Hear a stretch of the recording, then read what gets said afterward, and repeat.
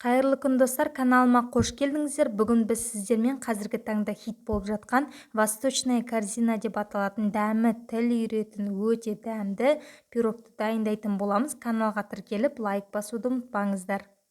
Ең алдымен қамырын дайындаймыз. Ыдысымызға бөлме температурасындағы сары майымызды және оның үстіне қантымызды салып, шанышқының көмегімен жақсылап езіп араластырып аламыз. Пирогтарыңыз жұмсақ болу үшін майды міндетті түрде 82%-дан төмен алмаңыздар. Сол кезде сіздердің пирогтарыңыз жұмсақ әдемі болып шығады.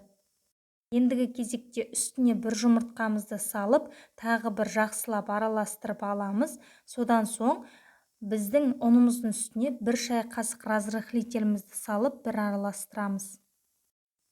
Әдеттегідей ұнды мен алдын ала електен өткізіп дайындап қойғанмын. Сіздер де міндетті түрде ұнды електен өткізіңіздер.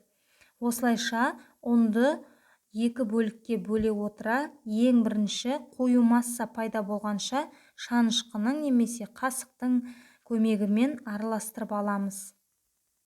Содан кейін қолымызбен қамырымызды біріктіреміз. Каналымдағы жаңа шыққан рецепттерді өткізіп алмас үшін каналға тіркеліп жанындағы қоңырауша белгісін басып қоюды ұмытпаңыздар достар. Мінекей, бізде осындай жұмсақ әдемі қамыр шығады.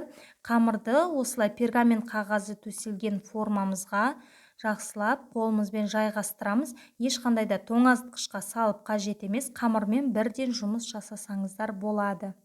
Мендегі форманың диаметрі 24, сіздер 26 диаметрлі формаға жасасаңыздар да болады.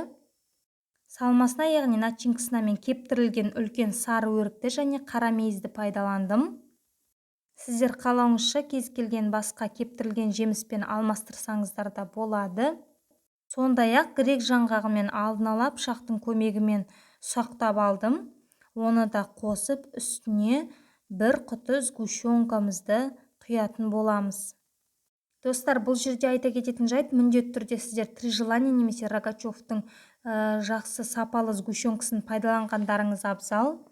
Мен үйде бар қарапайым сгущенканы пайдаландым. Біздің пирогымыз қызып тұрған 180 градус пеште 30-35 минут аралығында пісіп шығады. Қарап тұрсаңыздар, міне кескен кезде қатып қалған жоқ, өте әдемі песочный тесто пайда болды. Сіздер де міндетті түрде дәл менің рецептіме жасап көріңіздер достар. Өте дәмді, шаймен ішкенге күшті кетеді. Назарларыңызға көп рахмет. Сіздермен бірге болған Мөлдір.